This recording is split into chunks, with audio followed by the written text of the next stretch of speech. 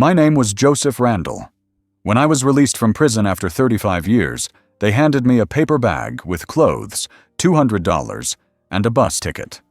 I had no phone, no ID, no insurance, no family, not even an address to go to. People looked at me like I was already dead, but I wasn't. I boarded a bus without knowing where it ended and told myself, if I survived inside, I can survive out here.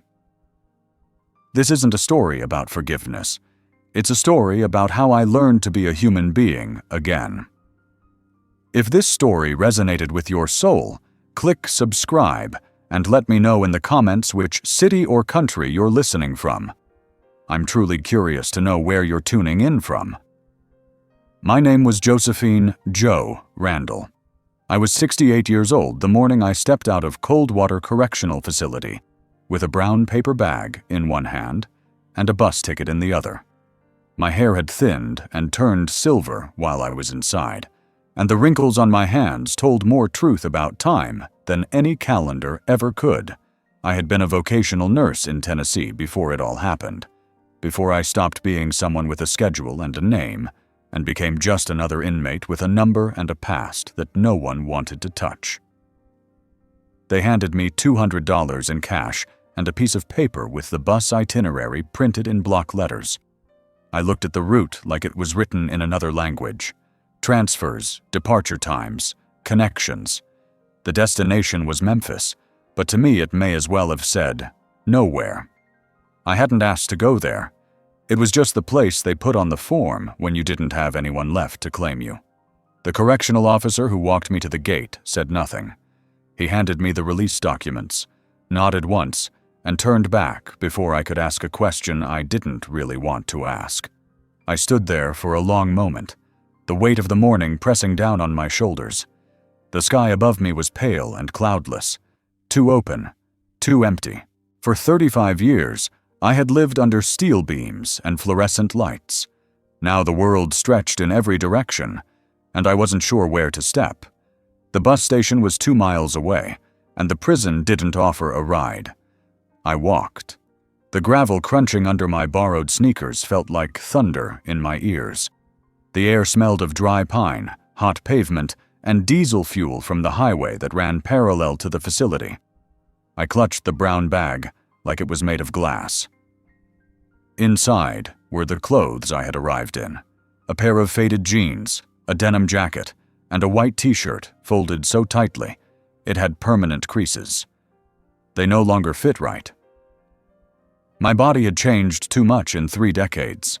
Everything felt foreign, even my own skin. At the station, a line of people stood under the buzzing fluorescent lights, each carrying their own version of despair. I joined them, ticket in hand, the bills tucked into my left shoe, where they couldn't be easily taken. Old habits die hard.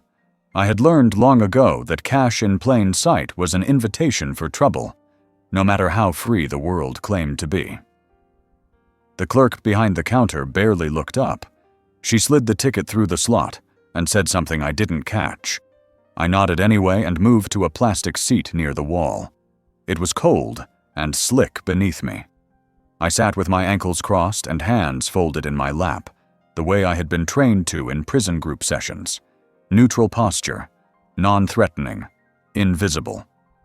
A television bolted to the wall played muted news, the closed captions stumbling across the screen.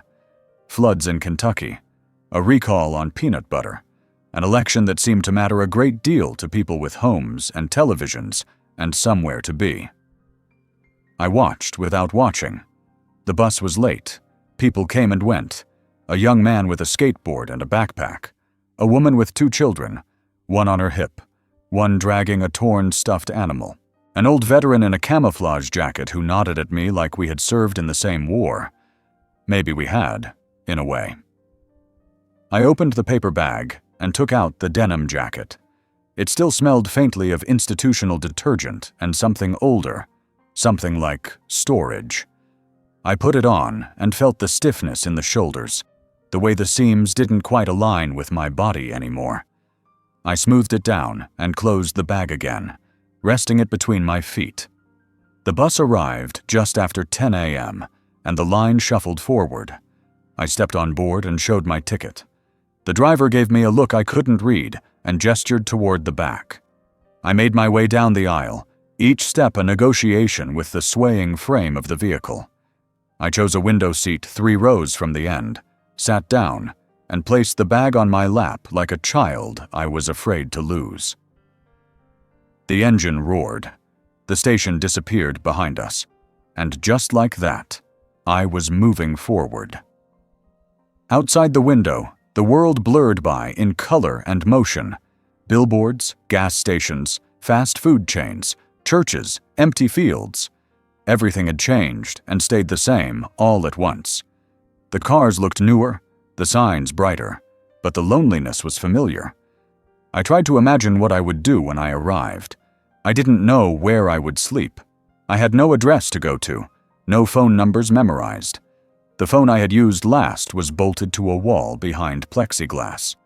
The numbers I had called, my sister, my employer, my old neighbor, were all long disconnected, if not long dead. I had no ID, only a release paper with my name and DIOC number. No social security card, no health insurance, no proof of life, really. Just a bag, a bus ticket, and the weight of my own breath. A few hours into the ride, the bus stopped at a roadside station, and we were given 15 minutes. I stood in front of the vending machines and stared at the glowing rectangles like they were puzzles. I didn't recognize half the brands. I pulled out a $5 bill and fed it into the slot, hands shaking. I chose a granola bar and a bottle of orange juice. They dropped with a thud. I took them back to my seat and opened the wrapper slowly, carefully, as if the food might explode. The first bite tasted like chemicals and sugar, but I chewed it slowly, savoring the fact that I had made the choice. No commissary list, no trade, just me, standing in front of a machine, picking something for myself. The orange juice was tart and cold and made my teeth ache. I drank it anyway. As the bus rolled on, I rested my head against the window. My reflection looked back at me, older, thinner, with eyes that had seen too many walls and not enough sky. I didn't recognize the woman staring back. Not fully, but I didn't look away. Somewhere on the edge of my mind, I imagined a house. Not a real one, just the shape of it. A place with a roof and a door that locked from the inside. A chair by the window, a lamp, a radio playing something soft. It was a fantasy, a survival mechanism, something to hold on to when everything else felt uncertain. By the time we pulled into Memphis, the sky had begun to dim. The buildings stood tall and gray in the fading light. People disembarked quickly, with purpose. I stepped off slowly, feeling the ground beneath me as if testing whether it would give way. I had arrived, but I had no arrival. Just another corner of America. Another beginning I wasn't sure I'd asked for. But I was here. And I was still breathing. My first morning in Memphis began in a stranger's world. The shelter I'd found the night before, if it could even be called that, was just 2 floors of dim yellow corridors, flickering overhead lights, and rooms where men and women tried not to look each other in the eye. There were no clocks on the walls, but I didn't need one. My body still moved by the rhythm of the institution. Wake at 5, stand by 6, walk in line, speak only when spoken to. Even in freedom, that rhythm clung to me like a damp sheet. The mattress beneath me was hard and smelled faintly of bleach and something more organic. Sweat, maybe, or mildew. I hadn't really slept. The noises outside my door were too unfamiliar, not the clang of gates or the echo of boots in a hallway, but softer, more unpredictable sounds. Snoring, coughing, whispered arguments, the occasional stomp of someone passing through with heavy shoes and nowhere to be. I sat up slowly. My back popped the way it always did now. I pulled my coat tighter around me, though the room was warm, and reached for the brown paper bag I kept beside my makeshift cot. The last few bills still rested at the bottom, folded and refolded so many times they'd taken on the texture of old cloth. I counted them again, though I already knew the number. $174.85. My net worth, my safety, my entire beginning. Breakfast at the shelter was served in a cramped room that smelled like burnt coffee and old linoleum. A few folding tables stood crookedly on the uneven floor, and plastic chairs scraped loudly as people claimed spots. I lingered in the doorway at first, surveying the room like I had in prison, making sure I understood the layout, the exits, the faces. Most were older, tired. Some looked like they had lived here for years. Others, like me, looked freshly returned to the world and unsure of how to place their feet on it. I sat at the end of one table, apart but not alone, and looked down at the tray that had been handed to me. A scoop of watery eggs, a slice of white bread toasted just enough to curl at the edges, and a small plastic cup of orange drink. Not juice. Drink. I knew the difference. I stared at the food for a long time before picking up the plastic fork. Something about the color of the eggs triggered a memory I couldn't place. Maybe it was a Tuesday meal from 1993. Maybe it was the morning before my sentencing. I didn't know, but I suddenly felt like I was outside my body, looking down at someone else. The first bite tasted like nothing. Texture and heat. I chewed slowly, my jaw still stiff from too many years of clenched silence. The toast crumbled in my mouth and stuck to the roof. I sipped the drink and felt the artificial citrus sting the back of my throat. It wasn't good, but it wasn't supposed to be. What mattered was that I had chosen to sit there. No one had ordered me. I wasn't in a line. I wasn't number 16 in Block C. I was just Joe, sitting at a table, eating breakfast in a strange new world. That moment, quiet as it was, felt heavier than I could explain. After I finished, I wrapped the unused napkin and placed it carefully in my coat pocket. I didn't know why. It was habit, maybe, or a need to carry something clean, something untouched. I stood, pushed the chair in with the edge of my leg, and walked back out into the cold morning air. The streets were already humming. Buses growled past. A man shouted across the road to someone I couldn't see. Sirens wailed somewhere distant, rising and falling like breath. I stood still on the cracked sidewalk, watching the sunlight catch on the glass of a storefront. Everything moved too fast. The noise pressed against my skin like static. I walked 3 blocks before I saw the diner. A small place with red vinyl booths and a faded open sign buzzing softly in the window. Something about it pulled at me. It looked like the kind of place where someone might know your name if you came often enough. The kind of place people sat for hours with nothing but coffee and silence between them. I stepped inside. The bell over the door rang. The warmth hit me first, then the smell. Coffee, bacon, pancakes, real food. I froze, unsure of where to go or how to be. A woman behind the counter nodded toward a booth. I nodded back and sat. The menu was laminated and sticky at the edges. My eyes scanned the prices, and my stomach knotted. I could afford maybe one thing. Maybe. I reached for the bills in my coat pocket and unfolded them under the table, counting slowly. A waitress came over.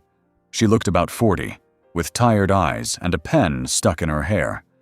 I looked up at her and pointed to the cheapest item on the menu. 1 egg, toast, coffee. She scribbled it down, gave a short smile, and walked away. When the plate arrived, I stared at it for a moment longer than necessary. The egg had been fried, edges browned and crisp, yolk trembling in the center. The toast was buttered. Real butter. The coffee came in a thick ceramic mug, chipped at the rim, steam curling upward like smoke. I picked up the fork with both hands. I held it steady, then took a bite. The egg was perfect. Warm, salty, slightly greasy. And I cried. Not loud, not messy, just a single tear that rolled down the side of my face and dropped onto the edge of the plate. I wiped it quickly and kept chewing. It wasn't the taste. It wasn't the food. It was that I had bought it. I had walked in, sat down, and chosen something. It was mine. That breakfast cost me $4.35. But to me, it tasted like freedom, like possibility, like the first moment in a very long time when I believed I might actually survive. I spent most of that first week in Memphis trying to prove I existed. It sounded simple on paper.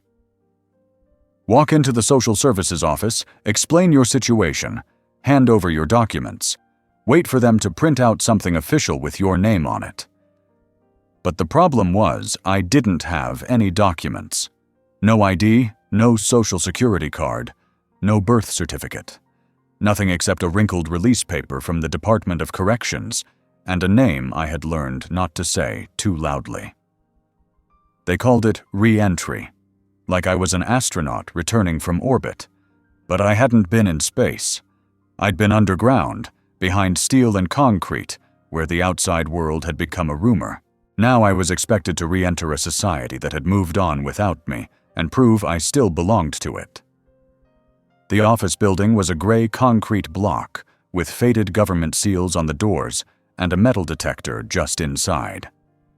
The guard waved me through without looking up. I stood in line for over an hour, the soles of my shoes sticking faintly to the tile floor each time I shifted my weight. The chairs along the wall were already full, mothers with tired eyes bouncing toddlers on their knees, older men coughing into handkerchiefs, women talking quietly into phones with low batteries. No one made eye contact. When I reached the counter, a young man with a badge that said caseworker asked for my ID. I handed him the doc release form. He read it twice, slowly, his jaw tightening as his eyes reached the conviction date. Then he looked at me the way people look at buildings condemned for demolition. He asked if I had a mailing address. I said no. Phone number? No. Proof of residency? No. Birth certificate? I hadn't seen that since Nixon was in office. He sighed and handed me a clipboard with a form stapled to it. I sat down on the corner of a bench and began to fill it out, writing carefully in the narrow boxes. Name, date of birth, place of birth, mother's maiden name, last known employer. I stopped at that one and stared at the line for a long time before scribbling down N.A. When I brought the form back, the caseworker took it, glanced at the details, and stapled it to the release paper. He gave me a slip with an appointment date for 2 weeks later and told me to come back then. In the meantime, he said, I should try the Department of Motor Vehicles for an ID. Without it, he said, there wasn't much they could do. I asked him how to get to the DMV. He pointed at a faded map, taped to the back wall. The next day, I walked 3 miles to the address he'd circled with a red pen. The sun was already high, and my jacket stuck to the back of my neck. I passed gas stations, pawn shops, boarded-up storefronts, and billboards advertising lawyers who could fight your felony like a pit bull. The streets hummed with people who were too busy to notice me.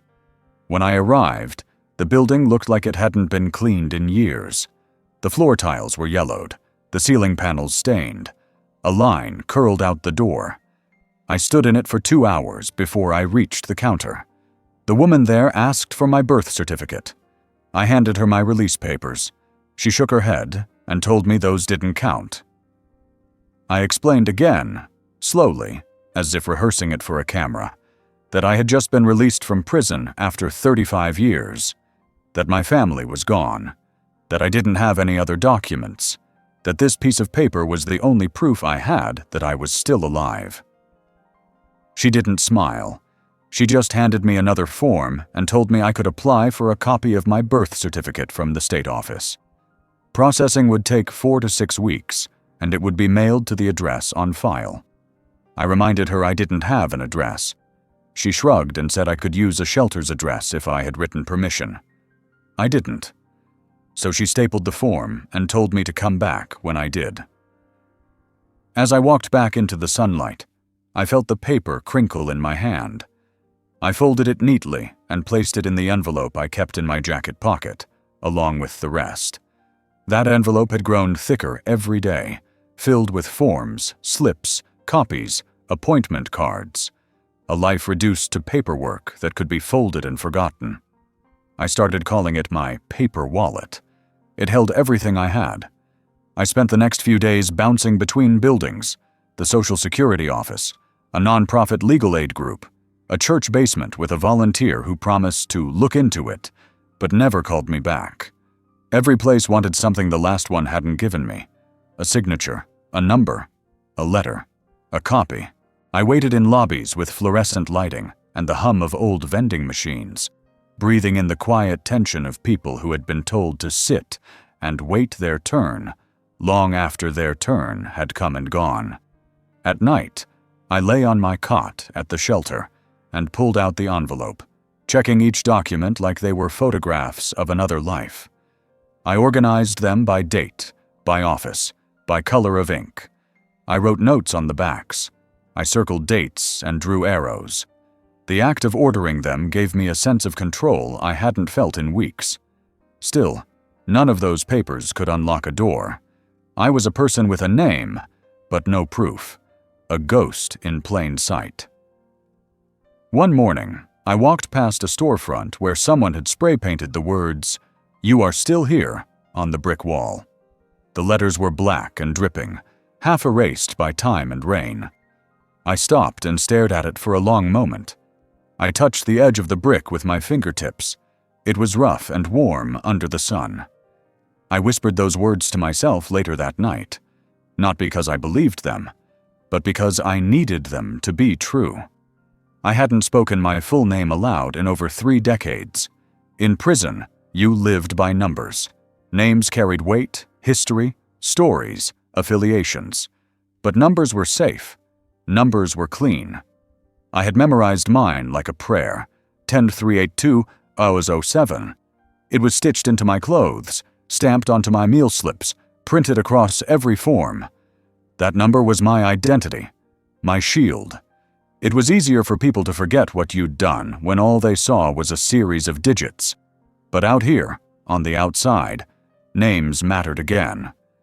I first realized that when I walked into a church basement looking for help. They had a program for ex-offenders, hot meals, clothing donations, maybe a referral for work. The volunteer at the door was a young woman with tired eyes, and the kind of practiced smile that slipped when she thought you weren't looking. She handed me a clipboard and asked me to please print clearly. I hesitated over the name box. I could have written only Samuel, just a first name, but that felt like hiding, and I was tired of hiding. So I wrote it. Samuel Hutchins. The moment my pen finished the last letter, I felt a cold weight settle in my stomach. The man behind me in line leaned over, saw what I wrote, and stepped back. Not dramatically, just enough to create a space. A pause. A tiny rupture in the air that I felt in my bones. I turned slightly and caught his eyes. They dropped immediately to the floor. He didn't speak. He didn't need to. Later, as I sat on one of the folding chairs with a foam tray of beans and cornbread, I overheard someone whisper my name again. Not loudly, just enough. Like a cough turned into a curse. I knew that sound. I had heard it before, in courtrooms, in the mess hall, in the rustling hush of the prison yard when word passed that someone dangerous had arrived. I didn't finish the food. That night, back in the shelter, I lay awake, listening to the ceiling fan spin its tired rhythm above me. I replayed that moment again and again. The way the volunteer's smile faltered when she read my name. The way people shifted in their seats. How no one sat next to me, even though there was space. The truth was simple. People didn't forget. Not the kind of thing I did. Not the kind of name I carried. In the dark, I said it aloud for the first time in years. Samuel Hutchins. It didn't sound like me anymore. It sounded like a headline, a warning. The next morning, I walked into a temporary staffing agency downtown. The office smelled like burned coffee and copier ink. The woman behind the counter asked if I had experience in warehouse work. I nodded. She handed me a form. I filled it out with the same name. And again, I felt it. That hesitation in her eyes when she glanced down. The slight freeze in her posture. She didn't say anything, but the pause was enough. She told me they were full this week. Maybe next. No promises. I thanked her and walked out. The street suddenly too bright. By noon, I had torn the name tag off my jacket. I found a payphone near the bus stop and practiced saying just Sam. It felt softer, less weighted. I imagined being someone new, someone who didn't carry history like a shadow. But the truth was always waiting. At the next shelter intake, they asked for my full legal name. I gave it. The woman typed it into her system, then paused. She asked me to wait. I sat in a hard plastic chair under a humming fluorescent light while she stepped into a back office. 10 minutes passed, then 20. When she returned, her voice was careful. She said they didn't have any more beds. She didn't meet my eyes. I thanked her and left. That night I slept sitting up on a bench outside a gas station, using my coat as a blanket. I kept the paper envelope of documents tucked between my chest and the inside of my shirt. The cold didn't bother me much. I'd known worse. But the silence did. The way people crossed the street when they saw me. The way their eyes narrowed when they heard the name. I tried writing a new one. On a napkin in a diner, I wrote down different last names. Thomas, Evans, Brooks. None of them fit. They looked like costumes. I thought about the man I had been before the crime, before the trial, before the headlines. That man had a name, too. A middle name no one ever used. I whispered it to myself. James. Samuel James Hutchins. It rolled more gently off the tongue. I started introducing myself that way. Just Sam James. Some people nodded. Some squinted like they were trying to place me. I waited for the recognition, the flinch, but it didn't always come. That small shift gave me air. Not forgiveness, not a second chance, but space. Breathing room. Still, the name Hutchins was there, stamped on every old document, on the birth certificate I was still waiting for, on the prison records, on the court file stored in some dusty archive in Ohio. The past was paperwork. It didn't go away. Weeks later, I found a flyer for a community cleanup crew. Cash work, 2 days a week, no questions asked. I showed up early, wearing my cleanest shirt and holding my paper envelope like a passport. A man with a clipboard looked me over, asked for a name. I said Sam, just Sam. He nodded and scribbled me in. That afternoon, I raked leaves along the side of an old church. My hands blistered quickly. My back ached. But no one asked where I was from. No one flinched when I spoke.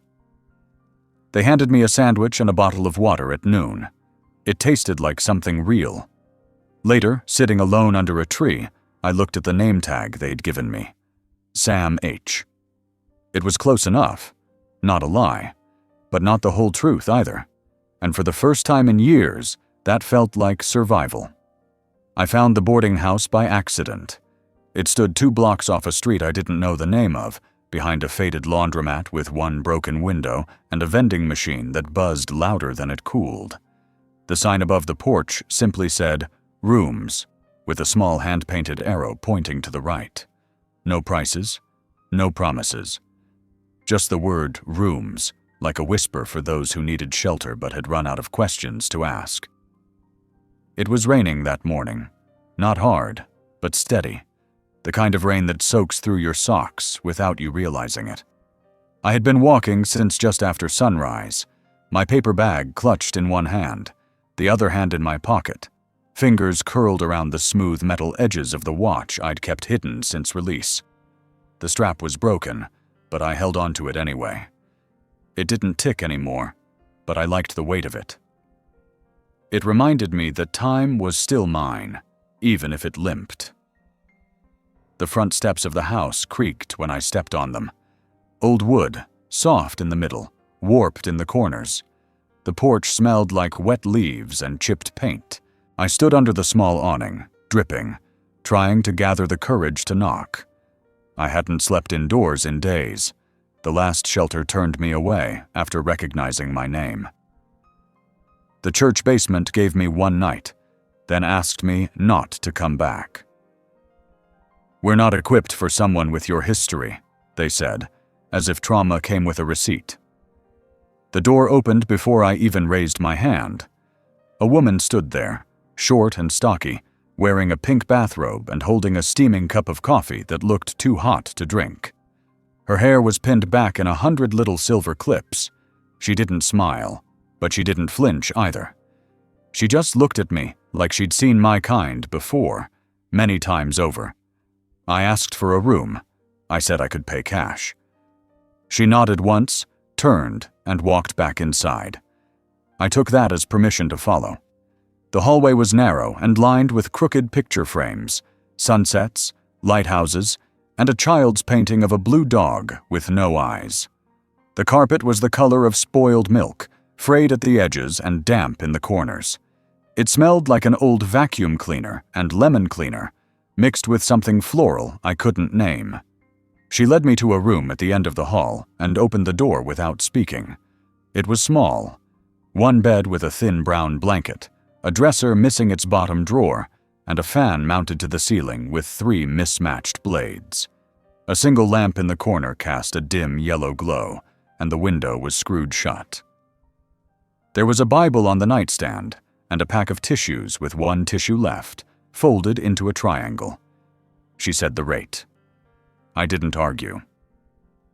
I took the money from my coat pocket, 2 20s and a 10, the last of what the halfway house hadn't reclaimed for processing fees.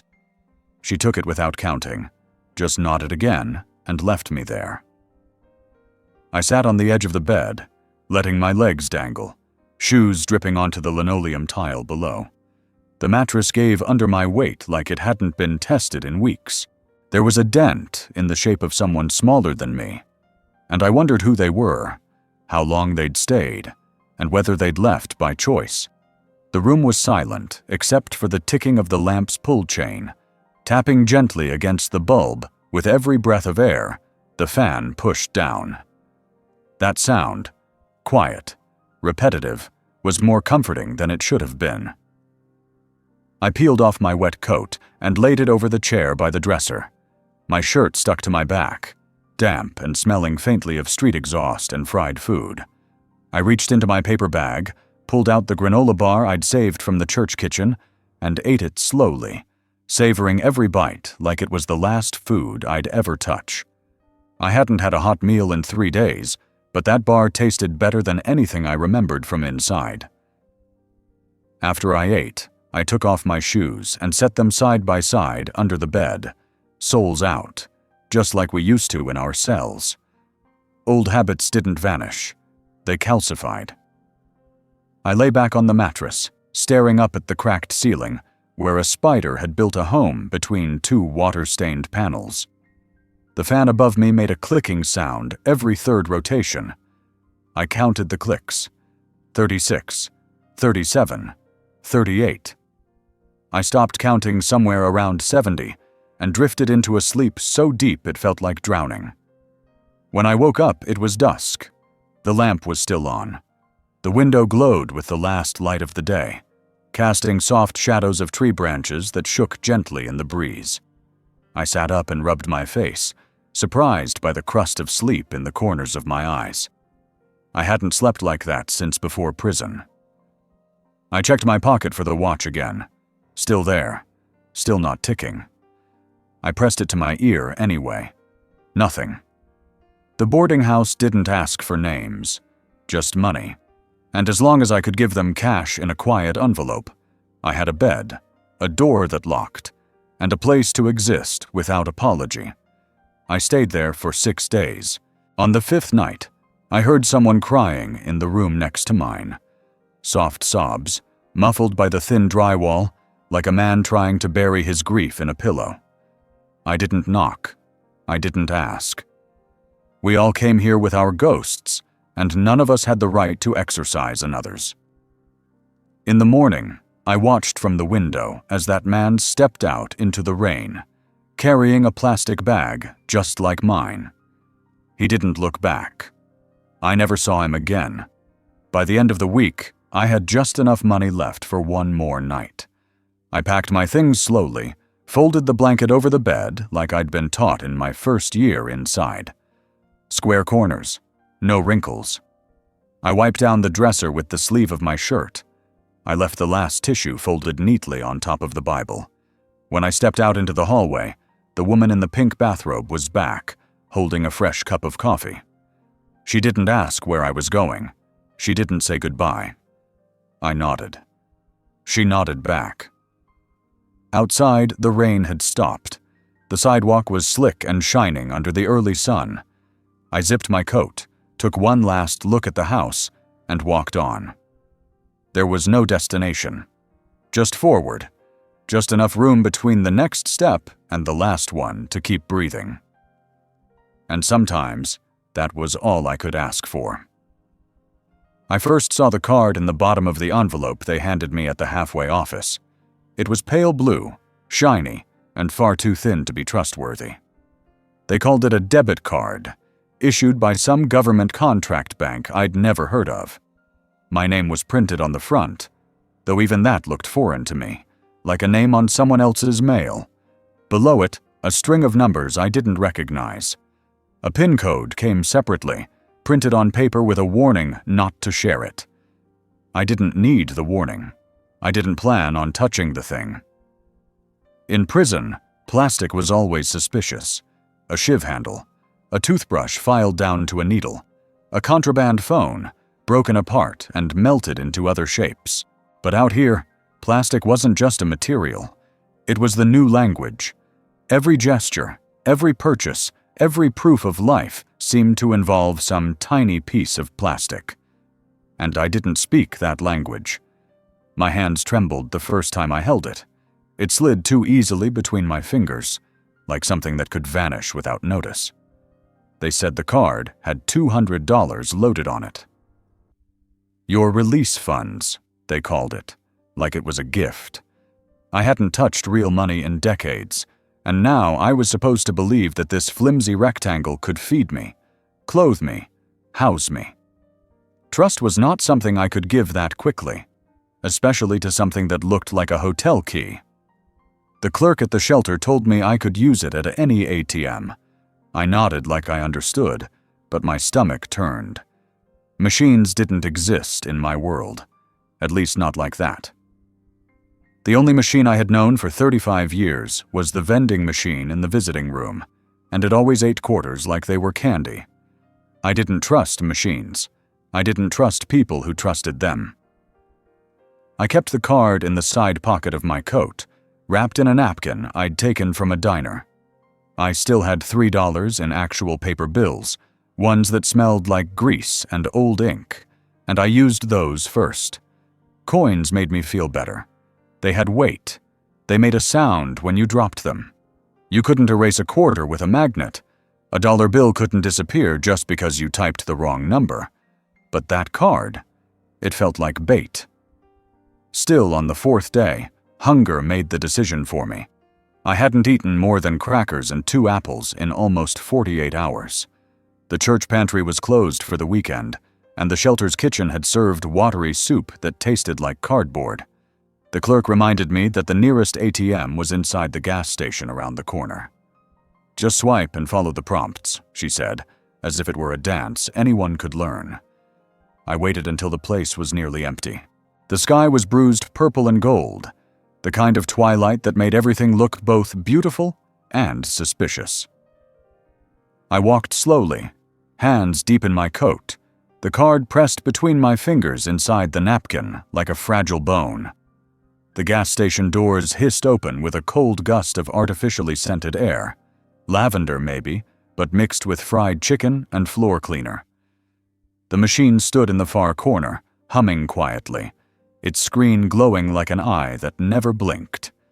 It had dust on its sides, smudged fingerprints on the buttons, and a small sign that read "Out of Service" crossed out with red pen. I stared at it, half expecting it to judge me. My fingers hovered over the slot. I unwrapped the card like a sacred relic, careful not to let anyone see. I looked around. 2 teenagers by the soda fridge, an old man scratching off lottery tickets, and the cashier behind a wall of cigarette cartons. No one noticed me. Or maybe they did and didn't care. Either way, I was invisible again. The card slid in with a mechanical click. The screen lit up. "Enter PIN." My hands were sweating. I punched in the code I'd memorized, hoping I didn't transpose the numbers. Then came the choices. Withdraw, balance, more options. I didn't trust more options. I pressed withdraw. The machine asked for an amount. I chose $20. Safe, small. If it disappeared, I could live with the loss. It worked.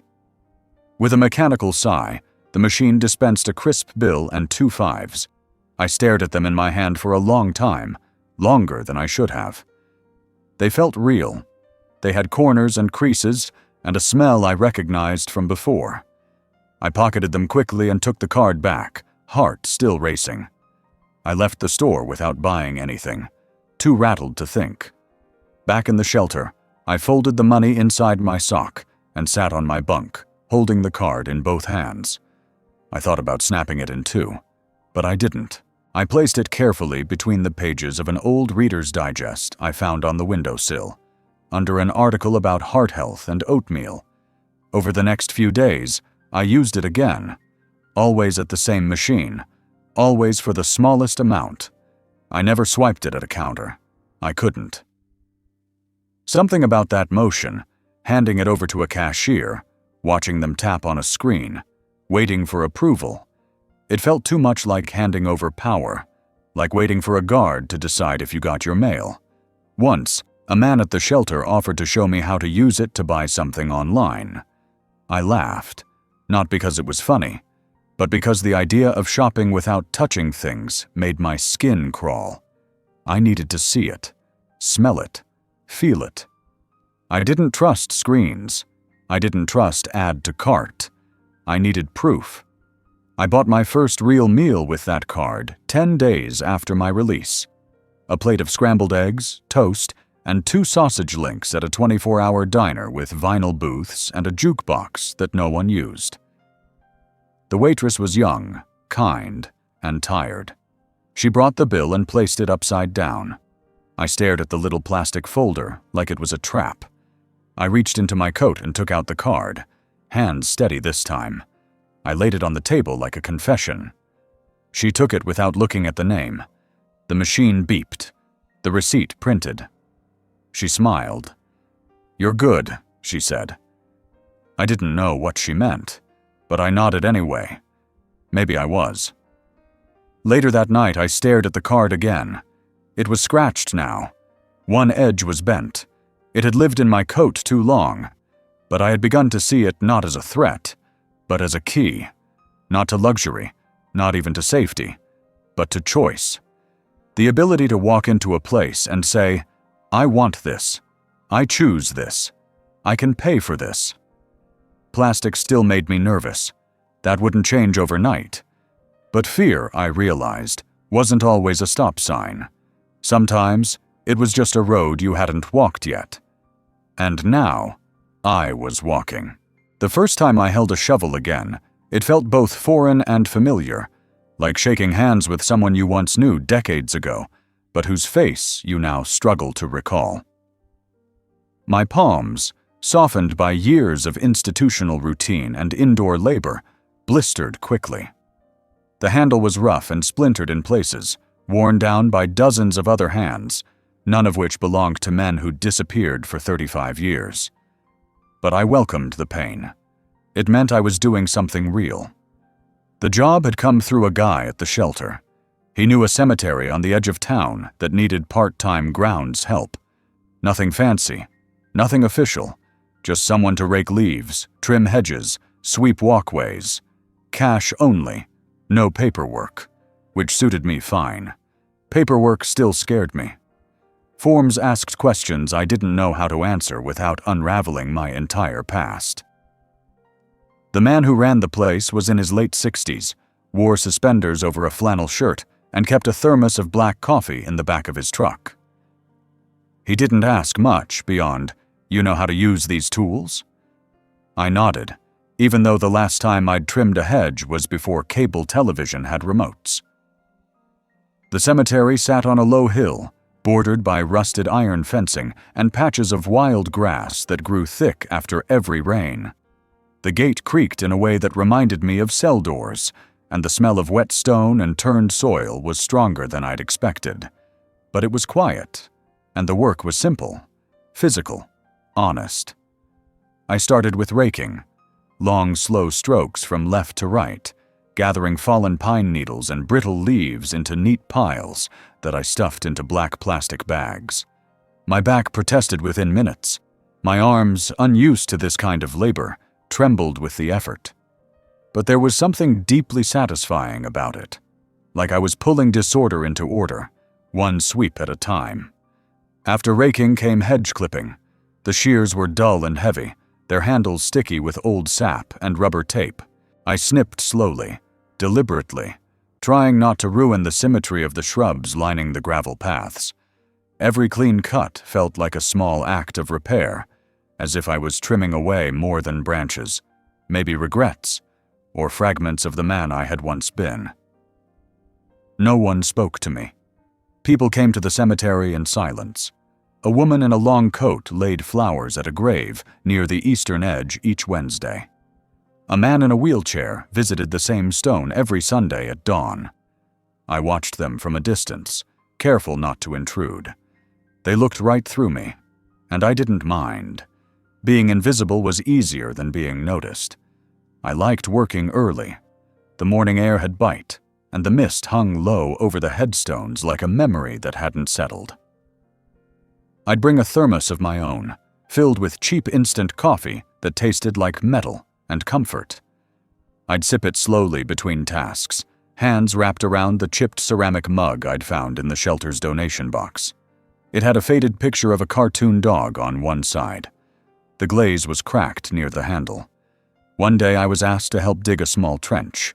Not a grave, just drainage repair near the northern wall where runoff collected. I hesitated.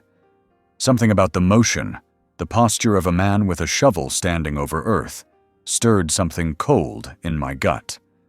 But I said yes. I needed the $20. Digging took me back further than I liked. My shoulders fell into a rhythm I hadn't felt since I was a young man hauling construction gravel in Arizona. The smell of earth rose around me, rich and damp. Worms curled in protest. Roots snapped under the blade. My breath came heavy. Sweat darkened the collar of my shirt, and dirt crept under my fingernails in thick half-moons. My arms burned, but I didn't stop. It was the first time in years that I felt like I was building something, even if it was only a hole. That night I found a raw blister on my palm. I didn't bandage it. I pressed against it gently with my thumb and felt its sharp truth under the skin. That pain felt earned. I started bringing my own tools after a while. Not many, just a small hand rake and a trowel I bought at a thrift store for $3. I wrapped the handles in old cloth to keep the splinters away. I marked them with a piece of red tape so no one would mistake them. They lived in a paper grocery bag I kept by my bed at the shelter, along with the thermos and a pair of gloves that had once been bright yellow, but were now the color of old bones. By the third week, my body had adjusted. The stiffness in my legs became a dull ache I welcomed. My hands no longer trembled when gripping the rake or the shears. My posture straightened. I didn't feel like a ghost anymore. I felt like someone doing something useful, even if no one said so. Sometimes I'd pause near certain graves and read the names. Wilson, Martinez, Green. Some had little stone angels perched on top. Others were marked only by simple slabs, weather-worn and chipped. I never stayed long at any one plot. I didn't know the stories buried there, and I had enough of my own to carry. But it comforted me to know that even in death, someone had placed these names in the ground, as if to say, "You were here." No one had said that to me in a long time. One rainy afternoon, while sheltering under the tool shed awning, I noticed my reflection in the shed window. I barely recognized the man staring back. My hair was longer, my beard uneven. There was dirt smudged on my cheek and a smear of something darker near my collarbone. But behind the grime and exhaustion, I saw something else. Something I hadn't seen in decades. A man in motion, not defined by where he'd been, but by what he was doing now. Working with my hands didn't erase the past. It didn't clean the record or absolve the sentence, but it gave me something prison never did. The chance to see the result of my own effort, to rake a path and turn around and see that it was clear, to clip a hedge and watch its shape return, to dig a trench and know when the rain came, the water would have somewhere to go. There was dignity in that, and dignity, I was learning, didn't always announce itself with praise or money.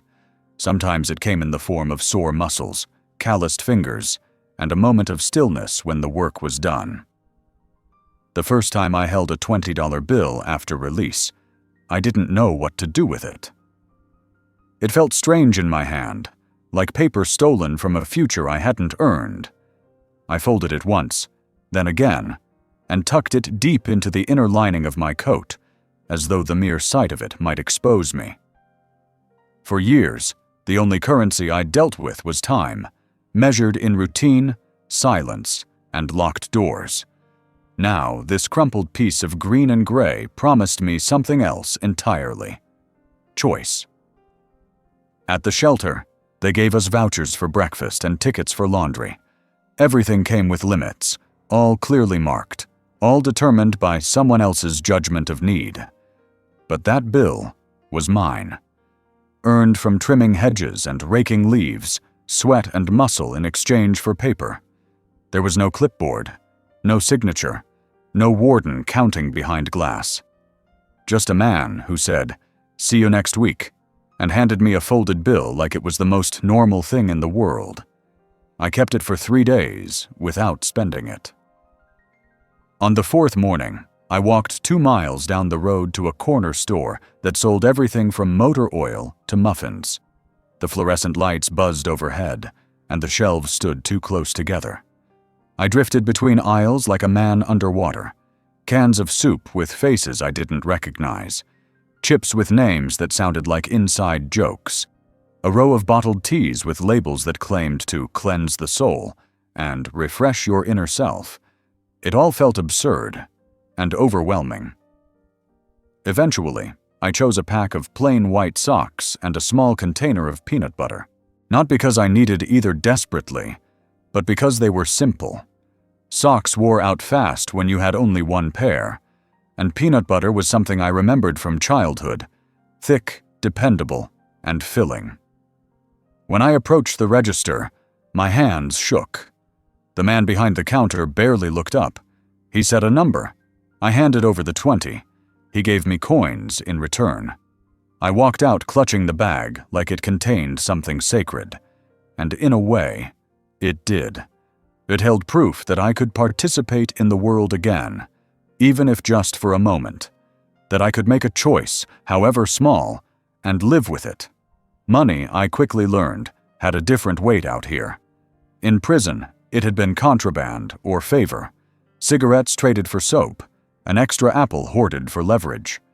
Out here it was movement, survival, and sometimes even silence. A 20 could buy you a sandwich or keep you out of the rain for one night. 100 could give you new shoes. 1,000 could change your story. But what disturbed me was how easily money could chip away at your dignity. I saw it in the faces of the other men at the shelter. Men who'd once run companies or taught in schools, now standing in line for a plastic tray of pasta and a half pint of milk, pretending not to notice the way others stared. I watched as some begged in the cold, not for food, but for the illusion of being seen. Their sign said, "Homeless vet," or will work for food. But what they really wanted was to be acknowledged as human again. I avoided panhandling, not because I thought I was better, but because I was afraid of what it would do to me. I didn't want to feel my pride evaporate in exchange for coins. I still wanted to believe there was another way, even if it meant moving slower than the rest, even if it meant hunger. At the cemetery, the pay was inconsistent. Some weeks I made $50, others maybe $20. Once, when a storm knocked down part of the fence, I worked an entire day hauling wet wood and fixing wire. The man paid me in quarters and ones, apologizing for the inconvenience. I said nothing, counted the bills later in the dark, and placed them in a Ziploc bag with a rubber band. My savings. I kept that bag inside my pillowcase at the shelter, wrapped in a second pair of socks to muffle the sound. I counted it once a week. The total rose slowly. $32, $48, then miraculously, $92. It was more than I'd held in my name since Reagan was president. But it wasn't just the number that mattered. It was what it represented. Every dollar was a piece of my effort that hadn't been taken, hadn't been scheduled or rationed. It was mine. Still, every time I spent some of it, guilt followed, as though each purchase needed to be justified not to others, but to some unseen judge watching over my shoulder. Did I really need that extra coffee? Was the winter hat too much? Should I have waited another week to buy new socks? These weren't normal questions, I knew. Most people didn't live like that. But I did. I had to. One night, I walked past a diner where the smell of bacon and fried onions curled through the air like an invitation. My stomach growled. I hadn't eaten a hot meal in 3 days. I stepped inside and slid into a booth near the back. The waitress brought me a menu and poured water into a glass chipped along the rim. I stared at the prices. An omelet was $6.75. Coffee was $2. I did the math over and over in my head. I ordered. Ate slowly. Each bite was like a memory restored. I watched the steam rise from the coffee and let it warm my face. The booth was sticky. The clock above the register was 5 minutes fast. I paid in cash, left $1 on the table, and walked out into the night with a full belly and $15 less in my pocket. I didn't regret it. Dignity, I began to understand, wasn't a gift. It wasn't handed to you with freedom or money. It was a decision you made again and again, despite the odds. It was holding on to your own rules even when the world had none for you. It was choosing to buy a meal and leave a tip when you could have kept the dollar for later. It was not stealing, not lying, not begging, because you wanted to believe you could still earn your place. Some days I failed at that. I cut corners. I lied. I let bitterness slip into my bones. But most days, I tried. And each crumpled bill in my pocket reminded me I was trying. And for now, maybe that was enough. There was a corner of the city I began frequenting, not because it was safer or cleaner, but because it was quieter. An overgrown triangle of land caught between 2 highways and a warehouse district. A kind of urban pocket where things disappeared. Lights, laws, and people. It was where I met others like me. Men and women who walked with a particular kind of stillness, as if each footfall might stir up memories better left untouched. We never asked questions, not because we weren't curious, but because curiosity could undo someone. We were all hiding from something, even if it was just the sound of our own names. I began calling it the Society of Ghosts in my head. No one called it that aloud, of course. We didn't call anything by name. But I saw the truth in their eyes. These were people who had been filed away, stamped with numbers, processed, forgotten. Some were old-timers like me, newly released from decades behind steel doors. Others were younger, shaped by shelters and probation offices and the hard math of no family, plus no income equals nowhere. We shared the same sense of vanishing, of being physically present, but socially erased. There was a man who always wore gloves, even in the heat. Said the air stung his skin otherwise. Another who carried a birdcage with no bird inside, just a scrap of blue fabric and a twig. When I asked about it once, he said it was for memory's sake. I understood. I carried my own ghosts differently, mostly in silence, and in the shape of a folded napkin I kept in my coat pocket, something I'd used once during a final meal in prison. I wasn't even sure why I kept it. Maybe to remind myself that I'd survived that place. Maybe because it was one of the few things no one could take from me. Most of us gathered near the back of an abandoned service station, where the roof had collapsed long ago. Someone had dragged in milk crates and cracked plastic chairs. There were nights when an old boombox played blues through fading batteries. The sound was warped and slow, like someone dragging their fingers through the past. We sat, sometimes in silence, sometimes mumbling stories no one fully finished. There was no judgment, just the steady rhythm of being, of continuing. What struck me most was how careful we were with each other. In a world that considered us dangerous, unworthy, or invisible, we treated each other with a fragile kind of respect. A nod meant more than a handshake. A shared thermos of coffee could feel like an offering at an altar. No one had much, but what little we had, we gave wisely. A blanket, a can of soup, a cigarette split into two. These were the transactions of our underground economy, where dignity was the only accepted currency. We looked out for one another in small ways, warning each other about patrols or shelters that turned people away, letting someone sleep on the dry patch beneath the overpass during a storm. Once, I found an old man, slumped against a wall, barely conscious. I sat with him until his breathing steadied, wrapped his fingers around a bottle of water, and whispered nothing. It didn't matter if he heard me. It only mattered that someone stayed. There were no leaders in our ghost society, no rules carved into stone. But there were understandings. You didn't steal.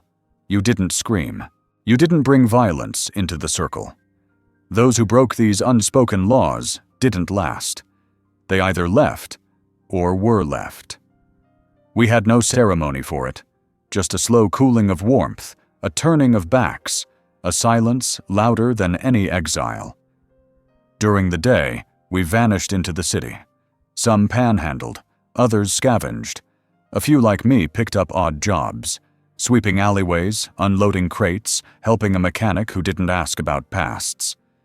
We returned by dusk, each of us worn a little thinner, as though the sun had taken another layer of us with it.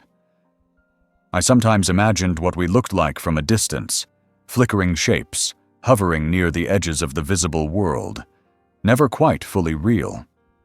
There was a woman, maybe in her 50s, who never spoke but always carried a Bible. She'd trace the pages with her fingers as if they held braille, though her eyes worked fine.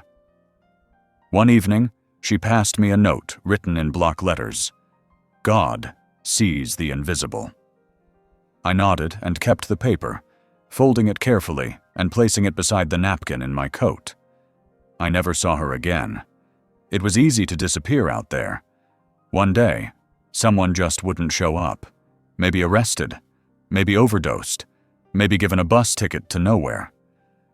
The city didn't notice, but we did. We mourned without words, without candles or names. We just stared at the empty chair and let it stay empty a little longer than usual. I came to cherish those quiet nights. There was something sacred about being among others who asked nothing of me. No explanations, no apologies, just breath and presence. We didn't need to speak of prison or pain. It lived in the way we moved, in the slope of shoulders, in the careful way we placed our feet.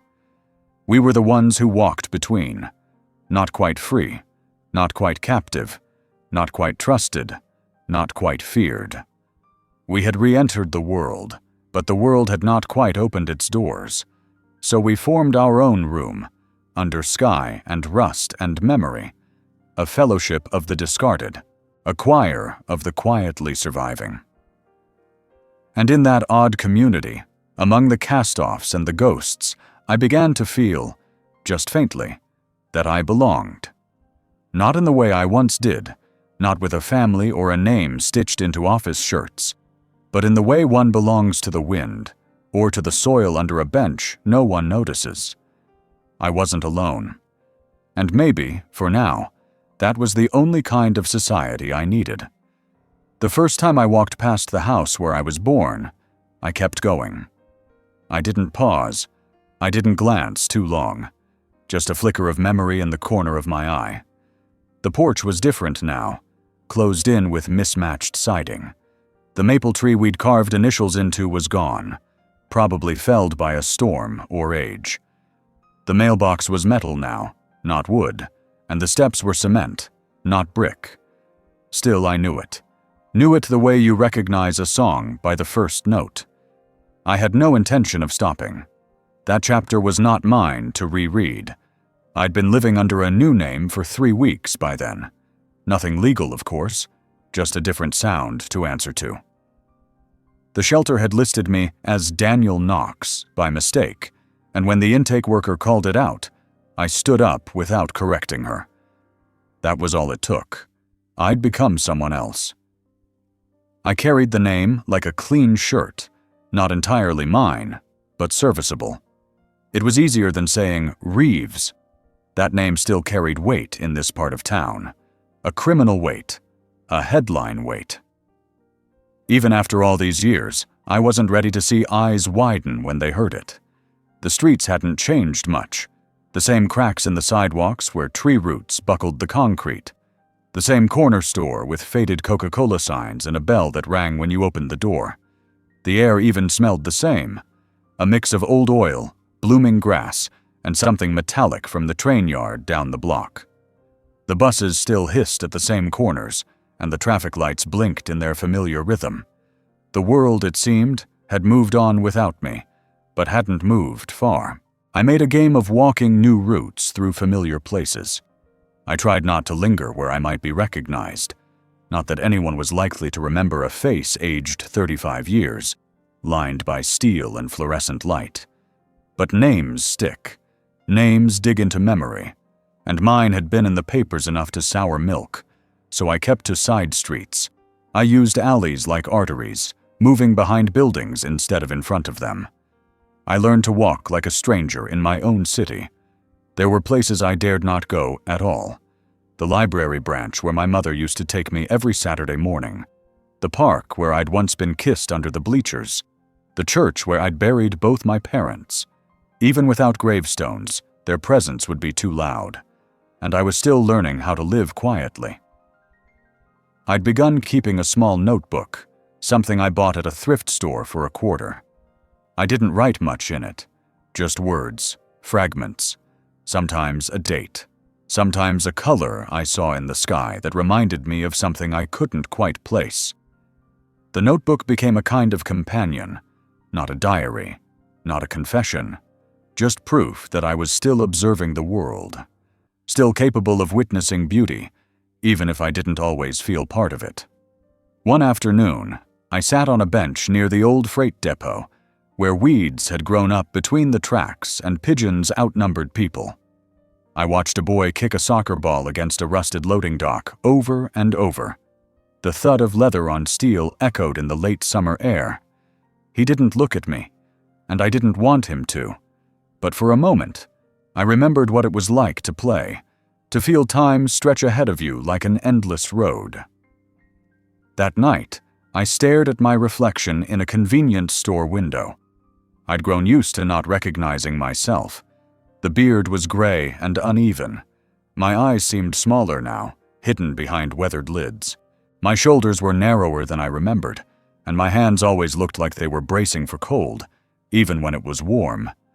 But there I was, Daniel Knox, buyer of peanut butter crackers and cheap razors, stranger to his own reflection. I didn't mourn my old name. I'd buried enough already. But sometimes, when I signed in at the shelter, when I answered to the case manager or filled out a form for day labor, I felt the absence of something unspoken, a history, a legacy, even if broken. It's one thing to be hated. It's another to not exist at all. But maybe that was the trade. Invisibility for possibility. Anonymity for safety. I began using the name in other small ways. At the food pantry. At the job site. At the pharmacy when I asked for aspirin. Each time I said it, I tested it like a bridge. Would it hold my weight? Would it collapse under the strain of what I carried? So far, it had held. But the old streets whispered. I'd walk past shuttered storefronts and hear echoes. A voice that might have once called my name. A memory triggered by the smell of soap from a laundromat or the clang of a screen door. The past wasn't gone. It was just sleeping, waiting for me to slip, waiting to wrap its arms around me and say, "We remember." Still, I kept walking. Each day, a little farther, a little steadier. I tried to carve out a pattern, something resembling a life. I bought a second shirt from Goodwill, dark blue, with buttons that didn't match. I found a pair of boots 2 sizes too big but waterproof. I kept my paper lunch bag folded in my coat pocket, just in case. I told myself these were the beginnings of a man. One morning, I passed a woman on the street who looked at me a second too long. My heart caught. For a moment I thought she'd say my name, the real one. But she just smiled politely, stepped aside, and moved on. I stood there long after she was gone, staring at the sidewalk where our shadows had crossed. That was the first time I realized the world had truly forgotten me. And perhaps that was the greatest mercy. I found the toaster in a pile of junk behind the shelter, sitting crooked among rusted bicycle wheels and a plastic crate of tangled extension cords. The lever didn't work, the sides were dented, and it rattled when I picked it up, like it was hiding something loose inside. Still, I carried it upstairs to the little room I rented week by week and set it down on the windowsill like it was something sacred. I hadn't toasted anything in 35 years, and suddenly I couldn't stop thinking about the smell of burnt bread and the scrape of a butter knife against metal. That toaster became a symbol, though I didn't call it that at the time. I just knew it reminded me of a life that used to feel stable, even if it never really was. I tried to fix it using a butter knife and a borrowed screwdriver, both of which did more damage than good. In the end, I used it as a paperweight and eventually a doorstop, but I didn't throw it away. I couldn't. Broken things, it turned out, still had their uses. The room I rented came with a warped mirror and a lamp that flickered when the wind blew. The walls were thin enough to hear the man next door muttering in his sleep, always the same words, over and over. My mattress dipped in the middle, and the heater coughed out more dust than warmth. But it was mine, paid in cash, one wrinkled bill at a time. I lined up my few belongings on the windowsill beside the toaster, a chipped mug, a comb with missing teeth, the notebook I filled with crooked handwriting, and a photo I found in a book someone had discarded. A woman in a summer dress holding a child. I didn't know them, but I gave them names in my head. I talked to them when it got too quiet. I began collecting broken things. It wasn't a conscious choice, more a pattern that revealed itself over time. A wristwatch from a flea market that didn't tick, but gleamed under the light. A chair someone left out by the curb with one leg shorter than the rest. I glued a piece of folded cardboard to the bottom and used it to sit near the radiator. A ceramic figurine of a dog, missing one ear, found in the pocket of an old coat I bought for $5. I set them around the room like companions, as if their silent brokenness made my own less loud. Every morning, I swept the floor with a broken broom, its bristles uneven, the handle splintered near the base. I wrapped it in duct tape, black and sticky, and pretended it looked intentional. I bought glue from the dollar store and patched what I could. A cup here, a button there. I grew good at making things seem whole again, even if they weren't. There was something reassuring in that. The illusion of restoration, even temporary, felt like resistance. The neighborhood I lived in was stitched together in much the same way. Boarded windows, cracks in the pavement, doors that never quite closed. People passed each other without looking up. No one asked questions. The man in the corner unit wore 3 coats and spoke to a plastic bag he carried like a briefcase. A woman across the hall opened her door exactly twice a day, at 9 in the morning and 7 at night, to let out a dog so small it could fit in a shoe. I never saw her face, just her arm, thin and pale, holding the leash. One evening, the ceiling leaked. A brown stain spread like an open wound above my bed. I moved the mattress to the floor and placed a pot beneath the drip. The sound was rhythmic, almost musical. I lay awake listening to it, thinking about time, about water, about the things that wear you down, drop by drop. I thought of all the broken things I'd met since I got out. People mostly. Men with eyes like cracked glass, voices that faltered like old engines. Women whose laughter was jagged, who wrapped themselves in silence like coats too heavy to take off. One day I saw a child trying to fix a toy car on the stoop outside the shelter. The front wheels were missing, and he was shoving toothpicks into the axle like makeshift tires. I sat beside him, said nothing, just watched. When he looked up, I handed him 2 bottle caps I'd saved from soda cans. He smiled, not at me, but at the car, as if it had already come back to life. I watched him roll it down the steps. It veered sideways and crashed, but he picked it up again, already dreaming of the next fix. That night, I opened the drawer in my room and took out a photograph someone had sent me anonymously a week after I was released. It had no return address, no note, just an image of a grave. A simple stone, the grass around it overgrown. I never found out who sent it or why. I didn't need to. I placed it between 2 pages of my notebook and stared at the ceiling stain, now spreading like a map. Sometimes I wondered if I was like those objects, functional in some small way, but not meant for anything lasting. I didn't dwell on it long. There was always another crack to seal, another chair to level. Life, it seemed, was about learning how to live with the wobble, about not discarding things just because they failed. I still carried my paper lunch bag, though it had torn and been taped so many times it looked like patchwork. I kept it clean, wiped it down every night, and folded it carefully beside my coat. There was a comfort in that routine, in the preservation of something so fragile. It reminded me that even temporary things deserved care. One morning, I passed a broken mirror on the sidewalk, discarded beside a mattress stained with rain. I caught my reflection in the fractured glass. My face split across the shards. Multiple versions of me stared back, some older, some younger, some barely recognizable. I knelt, ran a finger along the edge, and for the first time in years, I smiled. Not because I liked what I saw, but because I had survived to see it. Because I was still here, surrounded by broken things that refused to disappear. The idea came to me one evening while folding the same paper bag I had used for months. I had repaired it so many times with strips of tape that the original brown was now a patchwork of faded plastic and stubborn creases.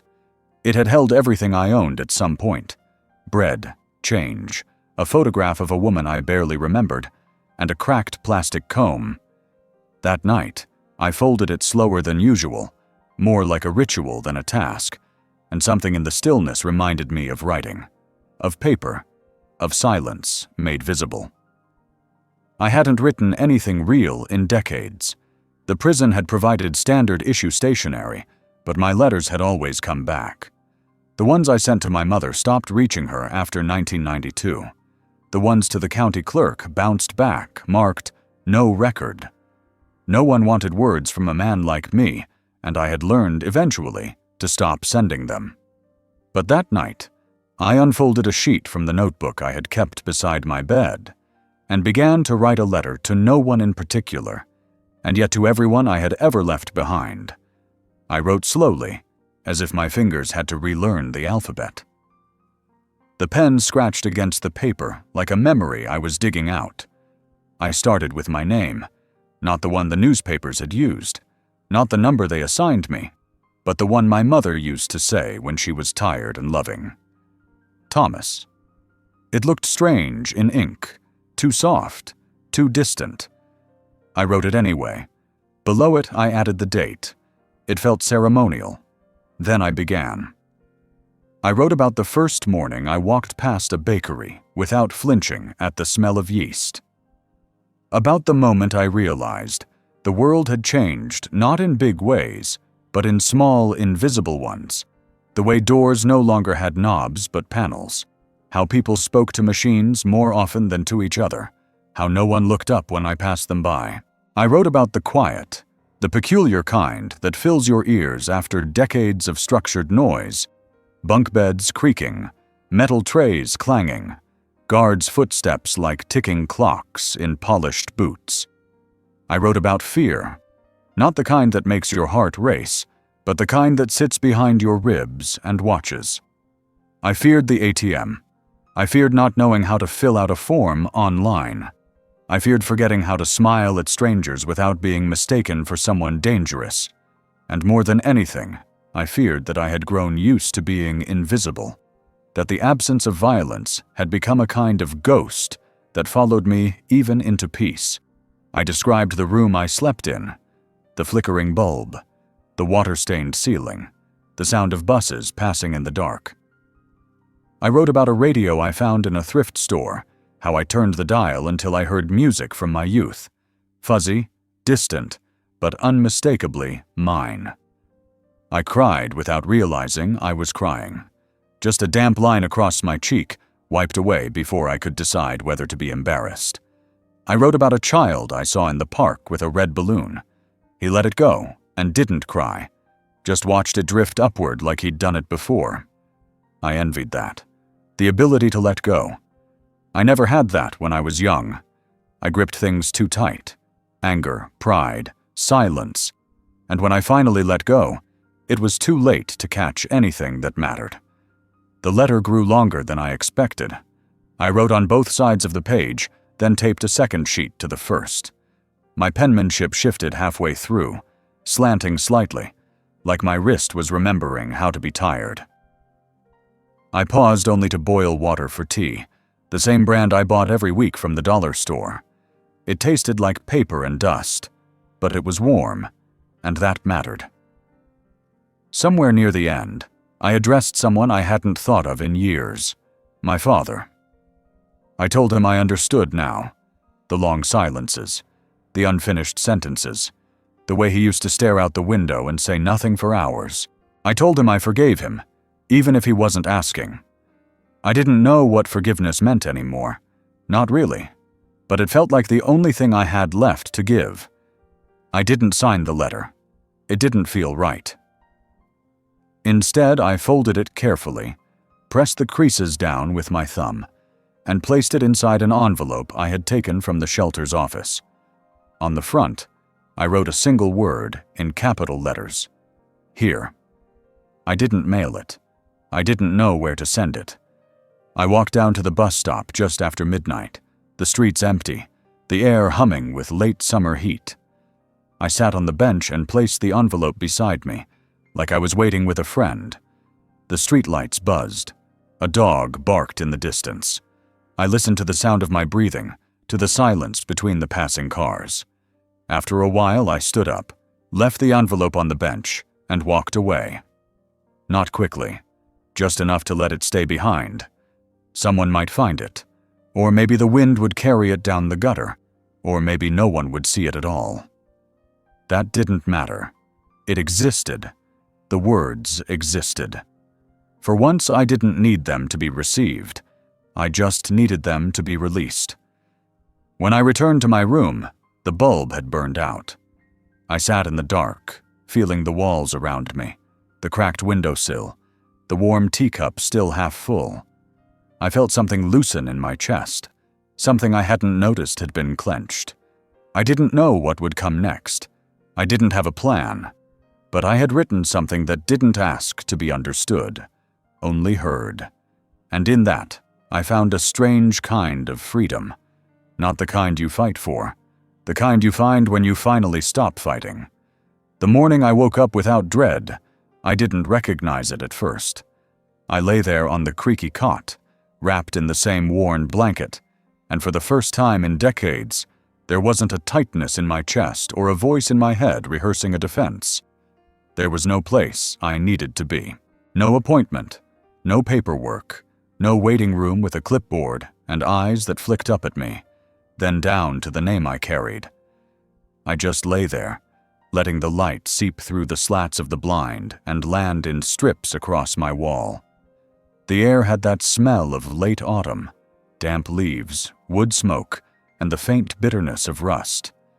Outside, the neighbors' wind chimes whispered against each other like old coins in a velvet bag.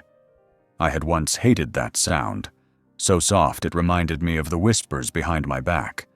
But now I listened without bracing. It was just wind, just metal, just time moving without asking for permission. I made coffee the same way I had every morning since learning how to use the new machine. It wasn't fancy. I bought it at a second-hand shop for $8. The glass was chipped at the bottom, and the plastic lid never quite sealed, but it worked. I had learned to wait for the second gurgle before pouring. The first one always lied, giving you hot water-tinted brown, not coffee. That day, I let it brew all the way. I drank it slowly from the only mug I owned, chipped on the rim, the handle glued back on, the letters almost faded. World's okayest grandpa. I had no grandchildren. The mug had come in a donation box at the shelter. I liked the irony. I didn't check the time. My old watch had finally stopped 2 days ago, and I hadn't wound it again. It had ticked faithfully since the day I left prison. A tiny relic of the past, it had kept me grounded, reminding me that minutes meant something. Now, in its silence, I felt no rush. I opened the window just an inch. The room had held too many of my own exhales. I watched the way the curtain lifted gently with the breeze and dropped again. A rhythm, like breathing, like being. For lunch, I made something small. Toast with a slice of government cheese and a bruised apple I'd found in the discount bin. I ate it on the porch, sitting on a plastic chair that sagged in the middle. I didn't mind. I looked out at the sidewalk, at the way the leaves clung to the edges, resisting the wind. A man passed by with a shopping cart full of cans. He didn't look at me. I didn't look away. We both just were. Later, I walked to the park. It had taken me weeks to work up the nerve to go there alone without a purpose. No job, no appointment, no obligation. Just to sit. I brought breadcrumbs in my coat pocket. I didn't know what kind of birds lived in that park, only that they came. Brown ones mostly. Not pretty, not exotic, but alive. I sat on the same bench I had sat on days earlier, and I watched the light shift on the pavement. At one point, a group of teenagers walked past, laughing. Their sneakers squeaked. One of them glanced at me and said nothing. No fear, no recognition, just a glance. I held on to that. It meant I was no longer the headline. The shadows grew longer, and I let them. I didn't rush home. I stayed until the cold began to creep into my knees and fingers. I moved slowly, not from pain, but from a kind of reverence. Each step had weight, and I wanted to feel it. Back home, I didn't turn on the light right away. I sat in the dim, letting my eyes adjust. There was something peaceful in not illuminating every corner. I didn't need to see everything. I knew what was there. An old cot, a coffee pot, a cracked mug, a coat hanging on the door. Enough. I pulled out the journal I'd started. Not a diary, just a place to collect scraps of myself. I flipped past the first pages, the ones filled with tight, shaky lines, plans, fears, lists of things I had to remember, bank numbers, appointments, addresses. Then came pages of thoughts, more spread out, and then pages with nothing but one word repeated. Stay. That night, I wrote a sentence that surprised me. I am not who I was. I underlined it once. I didn't try to explain it. I didn't need to. It was true in the way gravity is true. Present, quiet, unarguable. I didn't pray before bed. I hadn't prayed since prison, not out of anger, just disuse. But I did close my eyes with intention. I lay back and let the weight of the blanket settle across my body. The walls made their usual creaks. The heater clicked like it always did before warming up. Everything was in its place. I didn't need anyone to witness this version of me. I didn't need a certificate or a clean slate. I didn't need to be forgiven to be quiet. I didn't need to be useful to be real. I simply needed to be. And for the first time, I was.